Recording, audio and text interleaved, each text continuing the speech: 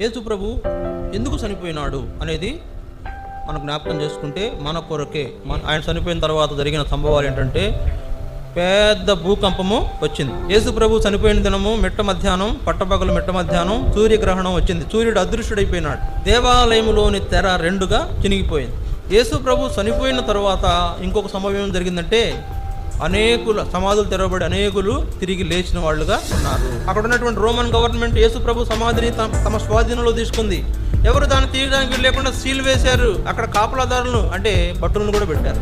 ఇంత పక్కడబందీగా యేసు ప్రభు సమాధి దగ్గర కాపులు పెట్టారు, లేదా సంకెళ్ళు వేసి బంధించారు, ముద్ర వేశారు, కాపలా పెట్టి భద్రం చేశారు. ఎవరైనా వస్తారేమో, ఆయన తీసుకెళ్ళిపోయి ఆయన లేచాడని చెప్తారేమో అన్నప్పుడు సమాధిలోంచి బయటకు వచ్చాడు అంటే, సమాధి రాయి ఎవరు తీశారు అన్నప్పుడు సమాధి తెరవబడింది. ఆ తెరవబడినప్పుడు యేసు ప్రభు తాను తిరిగి లేచి సజీవుడుగా బయటకు వచ్చిన వాడుగా ఉన్నాడు.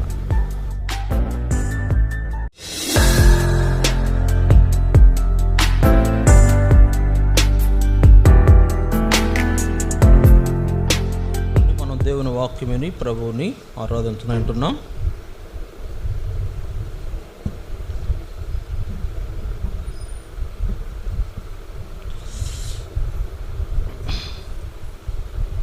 దేవుని వాక్యంలో 1 కొరింథీ 15వ అధ్యాయం, 1 కొరింథీ 15వ అధ్యాయం 3-4 వచనాలు చదువుతాం. 1 కొరింథీ 15:3-4 వచనాలు. నాకు ఇవ్వబడిన ఉపదేశమును మొదట మీకు అప్పగించితిని. అదేమనగా, లేఖనముల ప్రకారము క్రీస్తు మన పాపముల నిమిత్తము మృతి పొందెను, సమాధి చేయబడెను, లేఖనముల ప్రకారము 3వ దినమున లేపబడెను. అదే 1 కొరింథీ 15వ అధ్యాయం 20వ వచనం. అదే 1 కొరింథీ 15వ అధ్యాయం 20వ వచనం. ఇప్పుడైతే నిద్రించిన వారిలో ప్రథమ ఫలముగా క్రీస్తు మృతులలో నుండి లేపబడి ఉన్నాడు. 21వ వచనం. మనుష్యుని ద్వారా మరణం వచ్చెను కనుక మనుష్యుని ద్వారానే మృతుల పునరుద్ధానమును కలిగెను. ఇక్కడ వ్రాయబడిన మాటల్లో యేసు ప్రభు నిద్రించిన వారిలో ప్రథమ ఫలముగా మృతుల్లో నుండి లేపబడి ఉన్నాడు అని. సరే, ఇక్కడ ఆయన యేసు ప్రభు మన కొరకు చనిపోయాడు, సమాధి కూడా చేయబడ్డాడు, తిరిగి 3వ దినాన్న సజీవుడుగా లేచాడు. యేసు ప్రభు మరి ఎందుకు చనిపోయినాడు అనేది మనం జ్ఞాపకం చేసుకుంటే మన కొరకు. అందుకే రోమా 5వ అధ్యాయంలో, రోమా 5వ అధ్యాయం 6వ వచనంలో ఒక మాట ఉంది. చూడండి, రోమా 5వ అధ్యాయం 6వ వచనంలో ఒక మాట. రోమా 5:6. ఏలయనగా మనమింకా బలహీనులమై ఉండగా క్రీస్తు యుక్తకాలమున భక్తిహీనుల కొరకు చనిపోయెను. 8వ వచనం. అయితే దేవుడు మనెడల తన ప్రేమను వెల్లడిపరుచుచున్నాడు. ఎట్లనగా మనమింకనూ పాపులమై ఉండగానే క్రీస్తు మన కొరకు చనిపోయాను.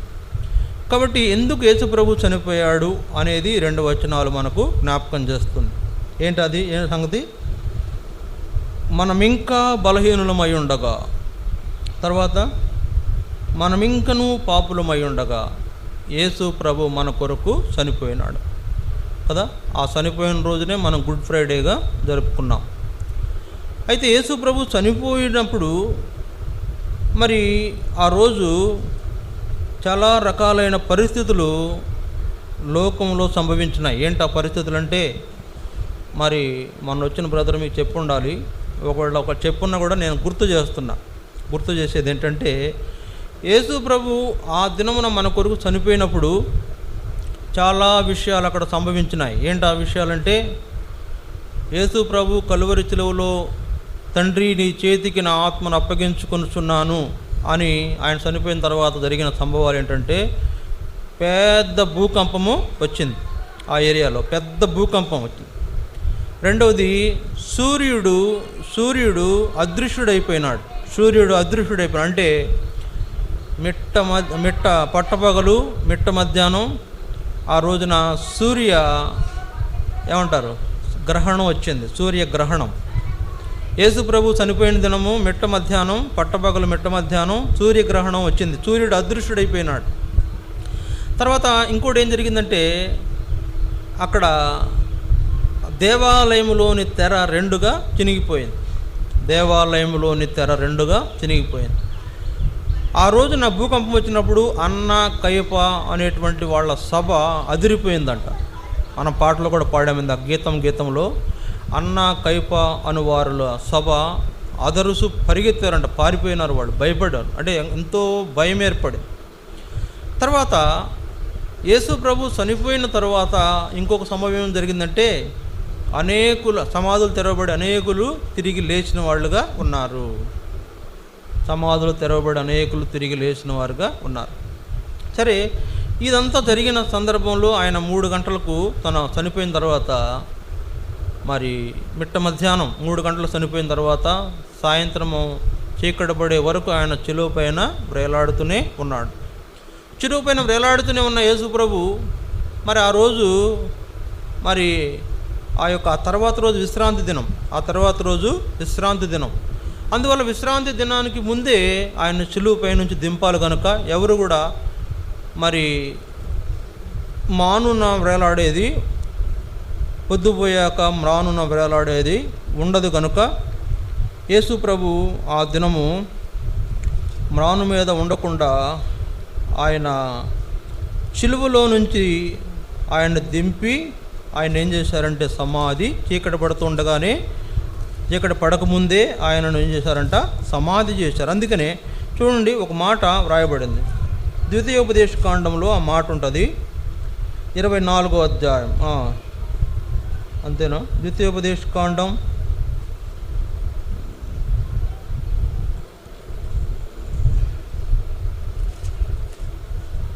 21వ అధ్యాయం. ద్వితీయోపదేశకాండం 21వ అధ్యాయం 22-23 వచనాలు చూడండి, లేకపోతే 23వ వచనం. అతని శవము రాత్రి వేళ ఆ మ్రాను మీద నిలవకూడదు, వ్రేలాడదీయబడిన వాడు దేవునికి శాపగ్రస్తుడు గనుక నీ దేవుడని యెహోవా స్వాస్థ్యముగా నీకిచ్చున్న దేశమును నీవు అపవిత్రపరుచుకున్నట్లు అగత్యముగా ఆ దినమున వానిని పాతి పెట్టవలెను అని దేవుడు ఆజ్ఞాపించాడు. కనుక ఎవరు కూడా రాత్రి వేళ చిలువ మీద వ్రేలాడదీయబడకూడదు అనేది దేవుని యొక్క నిర్ణయం. అందుకే ఇప్పుడు ఆ నిర్ణయం ప్రకారం యేసు ప్రభువుని ఏం చేశారు, చిలువపై నుంచి దింపి సమాధి చేశారు. చూడండి, అందుకనే మరి ఆ మాటలు మత్తయి సువార్త 27వ అధ్యాయం, మత్తయి సువార్త 27వ అధ్యాయం ఆ మాటలు మనం గమనిస్తే మత్తయి సువార్త 27:57 వచనం, 27:57. యేసు శిష్యుడిగానున్న అరిమతయి యోసేపు అని ఒక ధనవంతుడు సాయంకాలమైనప్పుడు వచ్చి పిలాతు వద్దకు వెళ్ళి యేసు దేహమును తనకిమ్మని అడుగుగా పిలాతు దాన్ని అతనికి అప్పగింప ఆజ్ఞాపించెను. 59. యోసేపు ఆ దేహమును తీసుకుని శుభ్రమైన నారబట్టలతో చుట్టి తాను రాతితో తొలిపించుకుని క్రొత్త సమాధిలో దానిని ఉంచి సమాధి ద్వారమునకు పెద్ద రాయి పొర్లించి వెళ్ళిపోయెను. ఇక్కడ యేసు ప్రభువుని ఏం చేస్తున్నారంట, ఆ సాయంకాలం అయినప్పుడు అరిమతయి యోసేపు అని ఒక వ్యక్తి ఉన్నాడు అక్కడ.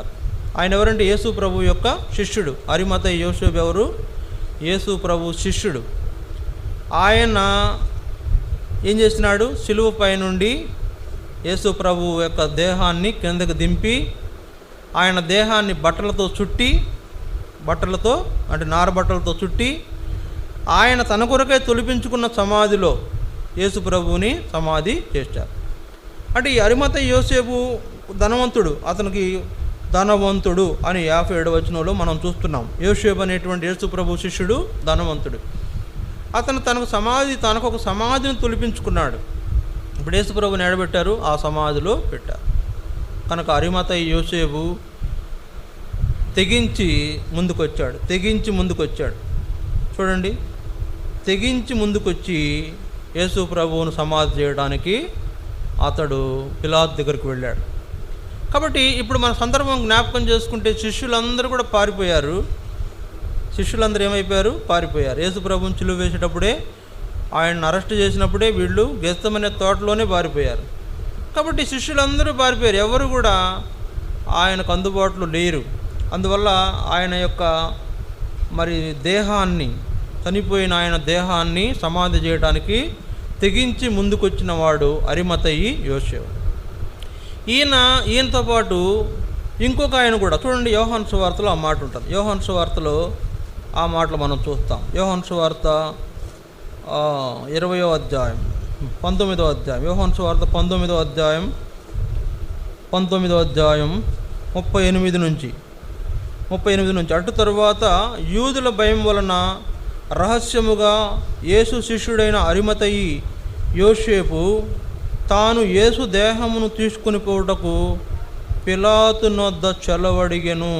పిలాతు చెలవిచ్చెను కనుక అతడు వచ్చి యేసు దేహమును తీసుకుని పోయెను. మొదట రాత్రి వేళ ఆయన యొద్దకు వచ్చిన నికోదేము కూడా బోళముతో కలిపిన అగరు రమారమి 150 షేర్ల ఎత్తు తెచ్చాడు. సరే, ఇక్కడ ఆయన సమాధి చేసింది ఇప్పుడు ఎవరు? ఇద్దరు. ఒకళ్ళు అరిమతయి యోసేపు, రెండవది ఎవరు? అక్కడ మనం చూసినాం కదా 40వ వచనంలో, 39వ వచనంలో నికోదేము అనేటువంటి వ్యక్తి. అరిమతయి యోసేపు, నికోదేము అనేటువంటి వారు యేసు ప్రభువుకి రహస్యమైన శిష్యులు. వాళ్ళు అందరి ముందు మేము యేసు ప్రభు శిష్యులు అని చెప్పుకునేవాళ్ళు కాదు.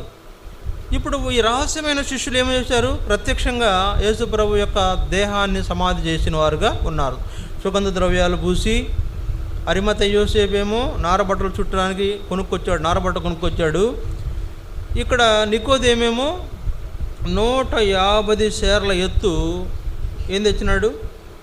బోళముతో కలిపిన అగరు, అంటే అత్తరు. బోళంతో కలిపిన అత్తరు తీసుకొచ్చి ఆయన దేహానికి పూసి వీళ్ళిద్దరూ కలిసి సమాధి చేస్తే అక్కడ 3-4 సహోదరులు, సిస్టర్స్ ఉన్నారు. వాళ్ళు ఆ సమాధిని చూశారు. చూడండి, అందుకనే అక్కడే వ్రాయబడింది. లేకపోతే మత్తయి సువార్త 27వ అధ్యాయంలో రాయబడింది. మత్తయి సువార్త 27వ అధ్యాయంలో ఆ మాటలు ఉన్నాయి. మత్తయి సువార్త 27వ అధ్యాయం 27వ అధ్యాయము 61వ వచనం 61 వచనాలు. తాను రాతితో తులిపించుకున్న క్రొత్త సమాధిలో దానిని ఉంచి సమాధి ద్వారమునకు పెద్ద రాయి పొర్లించి వెళ్ళిపోయాను. మగ్దలేన మరియయు వేరొక మరియయు అక్కడనే సమాధికి ఎదురుగా కూర్చుండి ఉండిరి. మగ్దలేన మరియయు వేరొక మరియయు అక్కడనే సమాధికి ఎదురుగా కూర్చున్నారంట. ఇంకో చోట రాయబడింది, వాళ్ళు ఆ సమాధిని చూశారు. సమాధి ఎక్కడుందో వాళ్ళు చూశారు. కనుక ఇక్కడ నా తలంపు ఏంటంటే, యేసు ప్రభు ఇద్దరు రహస్య శిష్యులు, యేసు ప్రభువుని వెంబడించిన ఇద్దరు సహోదరులు, లేదా ముగ్గురు కూడా చెప్పవచ్చు. సలోమే అనేటువంటి ఒక ఆమె కూడా ఉంది అక్కడ రాయల. సలోమే, ఇద్దరు మరియలు, ఒక సలోమే, మొత్తం 5 సుమారుగా యేసు ప్రభువుని సమాధి చేశారు. సమాధి చేసిన యేసు ప్రభు ఇప్పుడు ఆయన సమాధి చేయబడిన తర్వాత ఆ సమాధి ముందు ఏం చేశారంటే పెద్ద రాయిని పొర్లించి, ఎవరు దాన్ని తీయలేకుండా రాతిని పొర్లించి దానికి ఏం చేశారు చూడండి. అదే మత్తయి సువార్త 66 వచనం, 64 వచనం చూడండి. ముందు 64 వచనం. కాబట్టి 3వ దినం వరకు సమాధిని భద్రం చేయని ఆజ్ఞాపించుము. వాని శిష్యులు వచ్చి వానిని ఎత్తుకుని పోయి ఆయన మృతుల్లో నుండి లేచనని ప్రజలతో చెప్పుదురేమో. అప్పుడు మొదటి వంచన కంటే కడపటి వంచన మరి చెడ్డదయుండునని చెప్పిరి. అందుకు పిలాతు, కావలి వారు ఉన్నారు కదా, మీరు వెళ్ళి మీ చేతనైనంత మట్టుకు సమాధిని భద్రం చేయడని వారితో చెప్పాను. వారు వెళ్ళి కావలి వారిని తమ కూడా ఉంచుకొని రాతికి ముద్ర వేసి సమాధిని భద్రం చేశారు. సరే, యేసు ప్రభువుని సమాధి చేసి వెళ్ళిపోయిన తర్వాత ఇప్పుడు ఏమైంది? గవర్నమెంటు సమాధిని తమ కంట్రోల్లో తీసుకుంది. అక్కడ ఉన్నటువంటి రోమన్ గవర్నమెంట్ యేసు ప్రభు సమాధిని తమ స్వాధీనంలో తీసుకుని ఏం చేసింది? ముద్ర వేసింది, సీల్. ఎవరు దాన్ని తీయడానికి వీల్లేదు. ఎవరు దాన్ని తీయడానికి వీలు లేకుండా సీల్ వేశారు. అక్కడ కాపలాదారులను, అంటే భటులను కూడా పెట్టారు. కాపలాదారులను కూడా పెట్టారు. ఇప్పుడు నేను ఎందుకు చెప్తున్నానండి సందర్భం ప్రియులారా, ఎంత పకడ్బందీగా యేసు ప్రభు సమాధి దగ్గర కాపలు పెట్టారు, లేకపోతే సంకెళ్ళు వేసి బంధించారు, ముద్ర వేశారు. సీల్ అంటే ఇంకా ఆ సీల్ ఎవరైనా తీస్తే వాళ్ళకి చాలా కఠినమైన శిక్ష ఉండే అవకాశము ఉన్నటువంటి పరిస్థితిలో యేసు ప్రభు సమాధిలో ఏం చేశారు? కాపలా పెట్టి భద్రం చేశారు. ఎవరైనా వస్తారేమో, ఆయన తీసుకెళ్ళిపోయి ఆయన లేచాడని చెప్తారేమో అన్నట్లు పకడ్బందీగా చేసిన ఈ సందర్భంలో చాలా గమ్మత్తుగా యేసు ప్రభు తిరిగి 3వ దినాన్న లేచాడు. చాలా అద్భుతంగా లేచాడు. ఎలా లేచాడు? ఆయన ఎలా లేచాడంటే మరి సజీవుడై లేచాడు. ఎలా లేచాడు? సజీవుడై లేచాడు.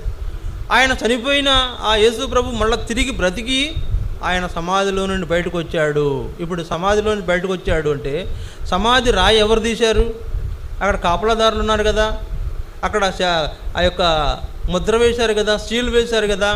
ఇప్పుడు ఆ రాతిని ఎవరు పొర్లించారు? ఆయన ఎట్లా బయటకు వచ్చాడు అంటే అక్కడ అద్భుతం జరిగింది. దేవుడు దేవదూతలను పంపించి ఆ రాయికున్న సీలును పగలగొట్టి ఆ సంఖ్యలు ఆ యొక్క ద్వారానికి ఉన్నటువంటి ఆ రాయిని వాళ్ళు పొర్లించి సమాధిని ఓపెన్ చేసేసారు. ఇప్పుడు రాజముద్ర వేయబడినటువంటి ఆ సమాధి తెరవబడి దూతలు వచ్చి ఆ రాయిని పొర్లించినప్పుడు సమాధి తెరవబడింది.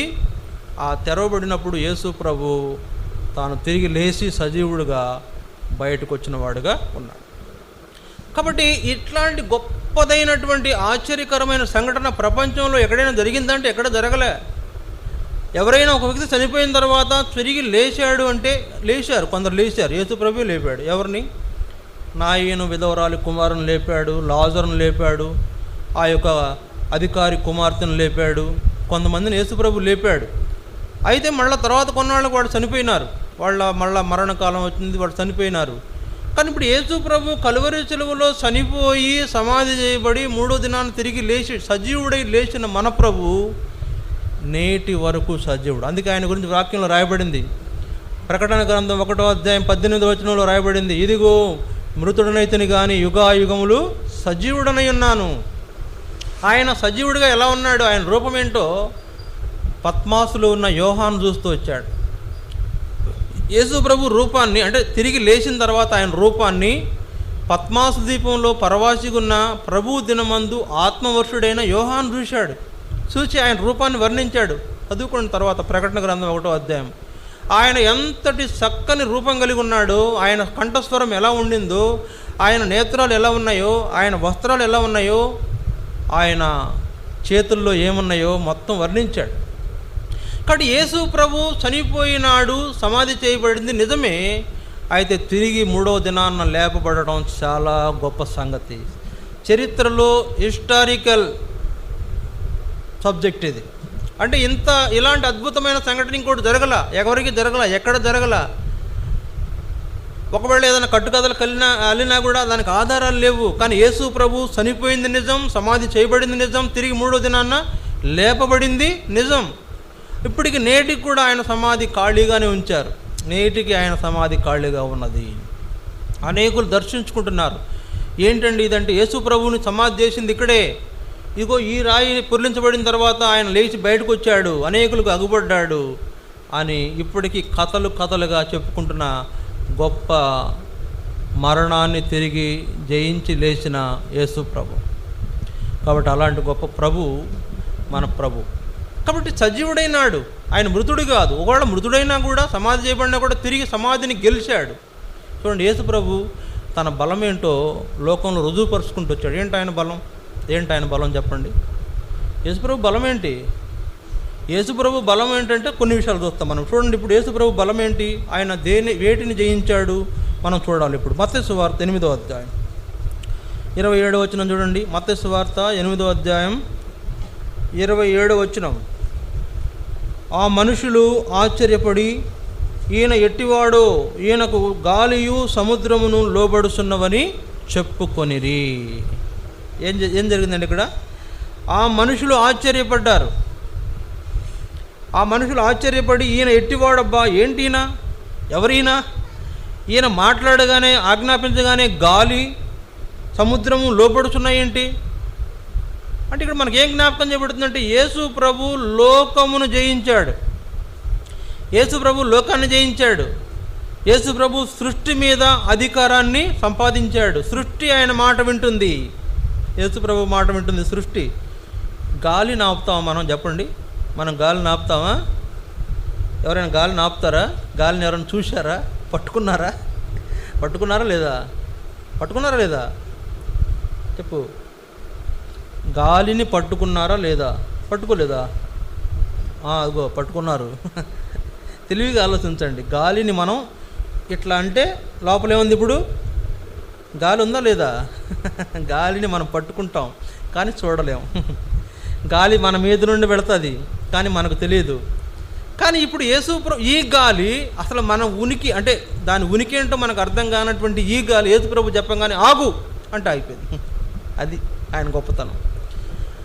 యేసు ప్రభుని గాలిని నువ్వు ఆగు అన్నాడు. లేకపోతే ఆ తూర్పు గాలిని రేపి ఆయన ఏం చేశాడంట? ఓడలను బద్దలు కొట్టాడంట. తూర్పు గాలిని ఉత్తరం వైపు తిప్పి ఆ ఉత్తరం వైపు ఉన్న సముద్ర భాగంలో ఓడలు బద్దలేటట్టు చేశాడంట యేసు ప్రభు. మామూలు విషయం కాదు అది. గాలిని కంట్రోల్ చేయగలిగాడు. రెండోది సముద్రం అలలు ఆటుపోట్లు మీకు తెలుసుంటే అర్థమవుతుంది. సముద్రము ఆటుపోట్లు అలలు కలిగిన అల్లాడిపోతున్న అలలతో కొట్టబడుతున్న సముద్రాన్ని నిశ్శబ్దమై ఓరకుండు అని గద్దించాడు. పైన వచనాల్లో ఉంటుంది అది. ఏమన్నాడు యేసు ప్రభు? శిష్యులు ఏం భయపడిపోతున్నారు? ప్రభువా మేము నశించిపోతున్నాము. అయ్యా మేము నశించిపోతుంటే నీకు చింత లేకుండా నిద్రపోతున్నాం ఏంది ప్రభువా, మమ్మల్ని కాపాడు అంటే యేసు ప్రభు లేచి వాళ్ళని గద్దించి వాళ్ళని ఏం చేశాడు? హెచ్చరించి మీరు ఎందుకు భయపడుతున్నారని హెచ్చరించి ఏం చేసినాడు? గాలిని సముద్రాన్ని ఏమన్నాడు చూడండి, అక్కడ పైన ఉంది ఆ మాట చూడండి, 26వ వచనం. అందుకు ఆయన అల్ప విశ్వాసులారా ఎందుకు భయపడుతున్నారని వారితో చెప్పి లేచి గాలిని సముద్రమును గద్దింపగా మిక్కిలి నిమ్మళమాయను. గాలిని సముద్రాన్ని గద్దించాడంటే యేసు ప్రభు. ఇప్పుడు మనకు ఏమర్థం అవుతుందంటే యేసు ప్రభు సృష్టి పైన అధికారాన్ని సంపాదించాడు. సృష్టి తన కంట్రోల్ చేయగలుగుతున్నాడు. ఇది నేను మనం ఎలా జ్ఞాపకం చేసుకోవాలంటే లోకమును జయించిన వాడుగా ఉన్నాడు. యేసు ప్రభు లోకమును జయించాడు. లోకాన్ని తను కంట్రోల్ చేయగలుగుతున్నాడు. అందుకే యేసు ప్రభు మాట అన్నాడు, ఏమన్నాడు? మీకు విశ్వాసం ఉంటే ఒక పెద్ద ఏమంటారు చెట్టుని నువ్వు లేచి వెళ్ళి సముద్రంలో పడు అంటే పడిపోతుందంట. సృష్టి మీద కంట్రోల్ గలవాడు కనుక నీకు అవకాశం ఇస్తున్నాడు. ఒక చెట్టుని పెద్ద చెట్టుని నువ్వు వేళ్లతో సహా పెకిలింపబడి సముద్రంలో పడుదువుగాక అంటే పడిద్దంట. ఆయన కాదు సృష్టి మీద అధికారం మనకు కూడా ఇస్తున్నాడు అధికారం. కనుక ఆయన అంటున్నాడు, నేను లోకమును జయించి ఉన్నాను కనుక మీరు భయపడవద్దు, నేను లోకాన్ని జయించాను, సృష్టిని కంట్రోల్ చేయగలుగుతున్నాను. ఆయన పవర్ అది, యేసు ప్రభు పవర్. కనుక ఆయన లోకమును జయించాడు. సృష్టి ఆయన మాట వింటూ ఉంది. ఆయన చెప్తే వర్షం పడుతుంది, ఆయన ఆపితే వర్షం ఆగుతుంది. ఇట్లా సృష్టి మీద లేదా లోకం పైన ఆయన అధికారాన్ని పొందినవాడు. లోకాన్ని జయించాడు. మన ప్రభు లోకాన్ని జయించాడు. ఒకటి. రెండోది చూడండి, రెండో విషయం ఆయన పాపమును జయించాడు. చూడండి వాక్యంలో కొన్ని మాటలు మనం జ్ఞాపకం చేసుకుందాం. యోహాను సువార్త 8వ అధ్యాయం 46వ వచనం. యోహాను సువార్త 8వ అధ్యాయం 46వ వచనం. దయచేసి చదవండి. యోహాను సువార్త 8:46. నా యందు పాపమున్నదని మీలో ఎవడు స్థాపించును? నా యందు పాపమున్నదని మీలో ఎవడు స్థాపించును అంటే యేసు ప్రభు బహిరంగంగా మాట్లాడుతున్నాడు. నా యందు పాపము లేదు, నా యందు పాపము లేదు. తర్వాత ఇంకో వచనం చూడండి, హెబ్రీ పత్రిక 4వ అధ్యాయం 15వ వచనం. హెబ్రీ పత్రిక 4వ అధ్యాయం 15వ వచనం. అక్కడ ఒక మాట చూద్దాం. 4వ అధ్యాయం 15. మన ప్రధాన యాజకుడు కానీ సమస్త విషయములలో మన వలనే శోధింపబడినను ఆయన పాపం లేనివాడుగా ఉండెను. హెబ్రీ పత్రిక రాసిన పౌలు గారు గట్టిగా చెప్తున్నాడు, మన ప్రభు కూడా మన వంటి వాడే, అయితే ఆయన పాపం లేనివాడుగా ఉన్నాడు అన్నాడు. తర్వాత ఇంకొక మాట చూద్దాం. లూకా సువార్త 23:45. లూకా సువార్త 23వ అధ్యాయము 45వ వచనం. 45 కాదు, లూకా సువార్త 41వ వచనం. మనకైతే ఇది న్యాయమే, మనం చేసిన వాటికి తగిన ఫలం పొందుతున్నాము, కానీ ఈయన ఏ తప్పిదమును చేయలేదు. అదే హెబ్రీ పత్రిక 7వ అధ్యాయం 26వ వచనం. హెబ్రీ 7వ అధ్యాయం 26వ వచనం. పవిత్రుడును నిర్దోషియు నిష్కల్మషుడును పాపులలో చేరక ప్రత్యేకముగా ఉన్నవాడు. పవిత్రుడు, నిర్దోషి, నిష్కల్మషమైన వాడు, పాపులలో చేరక ప్రత్యేకంగా ఉన్నాడు. పాపం లేనివాడు, పాపరహితుడు. కాబట్టి ఆయన గురించి చిలువ దగ్గర కొంతమంది చెప్పారు. చిలువలో ఉన్నప్పుడు కొంతమంది మాట్లాడుతున్నారు. చూడండి, ఒక మాట మనం జ్ఞాపకం చేసుకుంటే, చిలువలో ఉన్నప్పుడు యేసుప్రభు కొంతమంది ఆయన గురించి మాట్లాడారు. యోహాను సువార్త కొన్ని మాటలు మనం జ్ఞాపకం చేసుకుంటాం.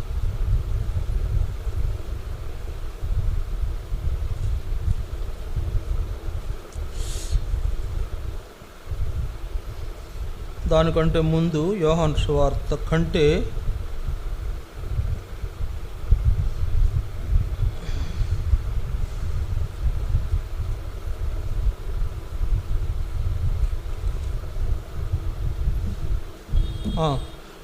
లూకా సువార్త 23వ అధ్యాయం 47వ వచనం. లూకా సువార్త 23:47. శతాధిపతి జరిగినది చూసి ఈ మనుషుడు నిజముగా నీతిమంతుడై ఉండెను. ఎవరంటే? యేసు ప్రభువుకి చిలువ శిక్షను అమలు చేస్తున్న శతాధిపతి జరిగినంత చూసిన తర్వాత ఈ మనుషుడు నిజముగా నీతిమంతుడు, ఈ మనుషుడు నిజముగా నీతిమంతుడు. కాబట్టి ఆ విధంగా ఆయన గురించి ఆ శతాధిపతి అర్థం చేసుకున్నాడు. తర్వాత ఇంకొన్ని మాటలు అన్నారు. ఎవరన్నారంటే దేవుని వాక్యంలో, అదే మరి లూకా సువార్త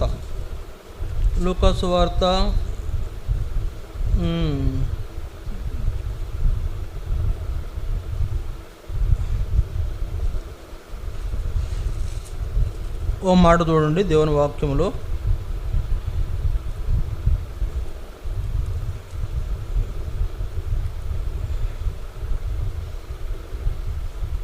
మత్తయి సువార్త చూడండి. మత్తయి సువార్త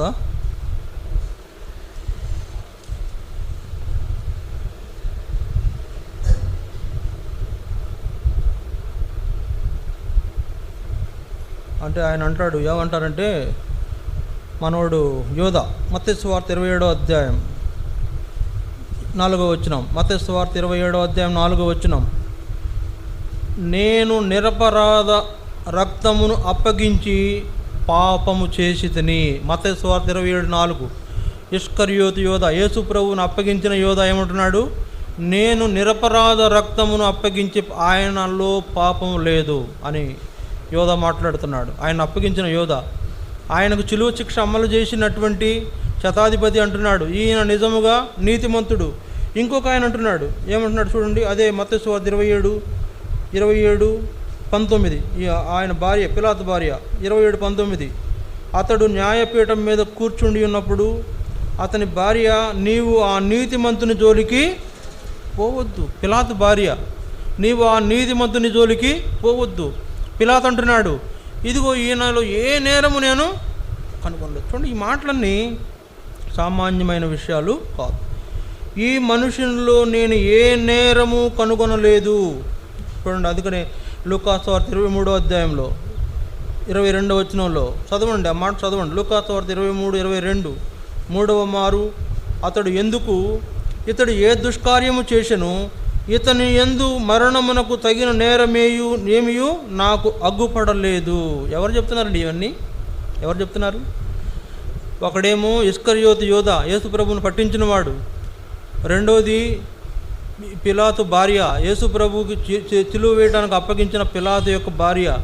మూడవది యేసు ప్రభువును చిలువ వేయడానికి శిక్షకు అప్పగించిన వాడైన పిలాతు. నాలుగవది చిలువ శిక్ష అమలు చేస్తున్న శతాధిపతి. వీడు అందరూ చెప్తున్నారు ఇతడు నీతిమంతుడు, ఇతనిలో ఏ పాపము లేదు, ఇతడిని అన్యాయంగా మనం శిక్షిస్తున్నాం. కాబట్టి నా తలంపు ఏంటంటే యేసు ప్రభు రెండవదిగా పాపము పైన జయమును పొందాడు. మొదట దేని మీద జయం పొందాడు? లోకం మీద జయాన్ని పొందాడు, లోకాన్ని జయించాడు. రెండవది పాపాన్ని జయించాడు.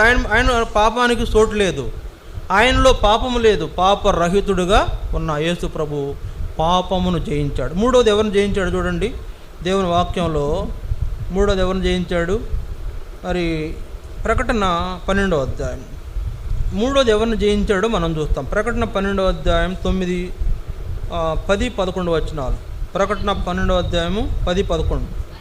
మరియు గొప్ప స్వరము పరలోకమందు ఇలా చెప్పుట వింటిని, రాత్రింబగళ్ళు మన దేవుని ఎదుట మన సహోదరుల మీద నేరము మోపువాడైన అపవాది పడద్రోయబడి ఉన్నాడు గనుక రక్షణయు శక్తియు రాజ్యమును మన దేవుని వాయను, ఇప్పుడు అధికారము ఆయన క్రీస్తునదాయను.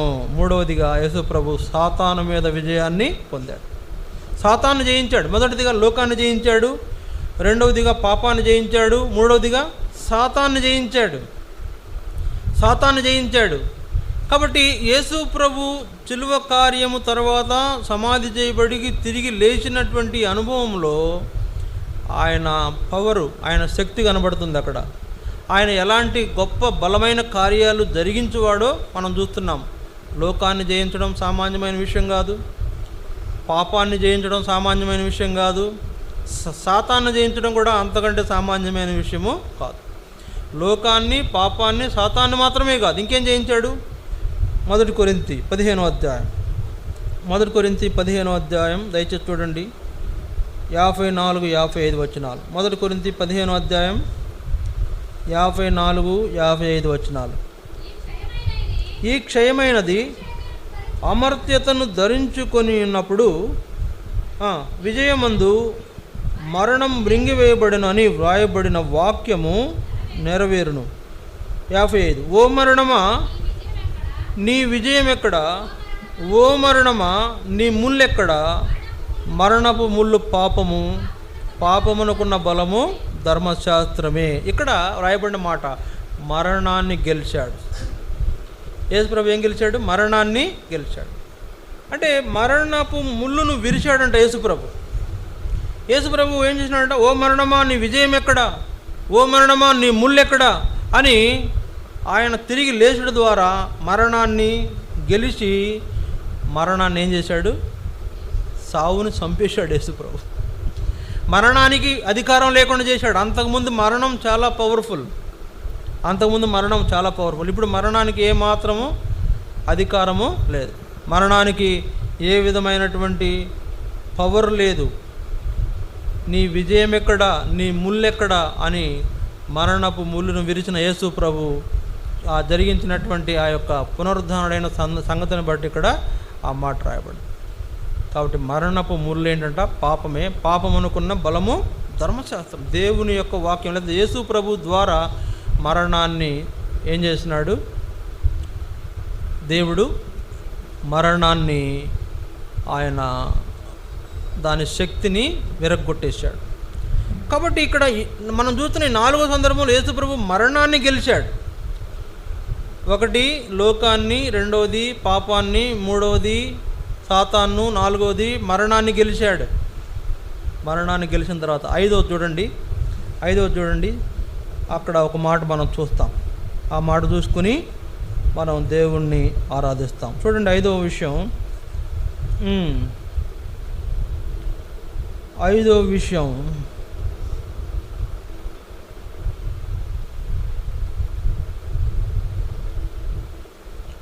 దేవుని వాక్యంలో 5వ విషయం మత్తయి సువార్త 28వ అధ్యాయం 2వ వచనం. మత్తయి సువార్త 28వ అధ్యాయం 2వ వచనం. ఇదిగో ప్రభువు దూత పరలోకము నుండి దిగివచ్చి రాయి పొర్లించి దాని మీద కూర్చుండెను. అప్పుడు మహాభూకంపం కలిగెను. ఆ దూత స్వరూపము మెరుపు వలె ఉండెను. అతని వస్త్రము హిమమంతా తెల్లగా ఉండెను. అతనికి భయపడుట వలన కావలి వారు వణికి సచ్చిన వారి వలె నుండిరి. ఇక్కడ మనం జ్ఞాపకం చేస్తున్నాం. 7వ వచనం చూడండి. 7వ వచనం, త్వరగా వెళ్ళి ఆయన మృతులలో నుండి లేచి ఉన్నాడని ఆయన శిష్యులకు తెలియజేయడు. ఇక్కడ మనకేం జ్ఞాపకం చేయబడుతుందంటే 5వదిగా సమాధిని గెలిచాడు. ఏం గెలిచాడు? సమాధిని గెలిచాడు. ఇంతేనా? యేసు ప్రభు ఈ 5 విషయాలైనా యేసు ప్రభు జయించినదంటూ ఏం లేదు. యేసు ప్రభు జయించినదంటూ ఏం లేదు. యేసు ప్రభు సమాధిని గెలిచాడు. యేసు ప్రభు తర్వాత మరణాన్ని గెలిచాడు. యేసు ప్రభు సాతాన్ని గెలిచాడు. యేసు ప్రభు పాపాన్ని గెలిచాడు. యేసు ప్రభు లోకాన్ని గెలిచాడు. యేసు ప్రభు సర్వస్వాన్ని ఓడించి ఆయన గెలిచాడు. అందువల్ల మనకు ఎలాంటి ఆధిక్యత కలిగింది? 1 కొరింథీ 15వ అధ్యాయం దయచేసి చూడండి. 1 కొరింథీ 15వ అధ్యాయం 57వ వచనం. 1 కొరింథీ 15వ అధ్యాయం 57వ వచనం. అయినను మన ప్రభు అయిన యేసుక్రీస్తు మూలముగా మనకు జయం అనుగ్రహించుచున్న దేవునికి స్తోత్రము కలుగునుగాక అని ఆరాధించారు. ఆయనను మన ప్రభు అయిన యేసుక్రీస్తు ద్వారా మనకు జయం అనుగ్రహిస్తున్న దేవుడు. ఇప్పుడు ఆయన ఎలాగైతే లోకాన్ని జయించాడు, పాపాన్ని జయించాడు, సాతాన్ని జయించాడు, మరణాన్ని జయించాడు, సమాధిని జయించాడు, ఇప్పుడు ఆ యొక్క జయము మనకు కూడా అనుగ్రహించిన దేవుడు అని అక్కడ ఏం చేస్తున్నారు? మనకు జయం అనుగ్రహించున్న దేవునికి స్తోత్రం అని చెప్పి ఆరాధించారు. అట్లాగే మనం కూడా యేసు ప్రభు మరి కలువరి చిలువను జ్ఞాపకం చేసుకుందాం. యేసు ప్రభు యొక్క మరణాన్ని జ్ఞాపకం చేసుకుందాం. యేసు ప్రభు యొక్క సమాధిని జ్ఞాపకం చేసుకుందాం. యేసు ప్రభు యొక్క తిరిగి సజీవుడిగా లేచిన విషయాన్ని జ్ఞాపకం చేసుకుందాం.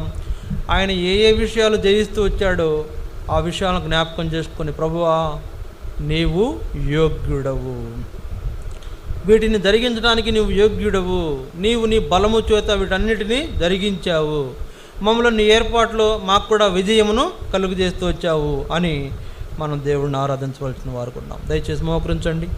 ఈ వాక్యాన్ని ఆధారం చేసుకుంటాం, ప్రభువుని మనము ఆరాధిస్తాం. ఒకరి తర్వాత ఒకరు ప్రభువుని ఆరాధించండి, క్లుప్తంగా ఆరాధించండి.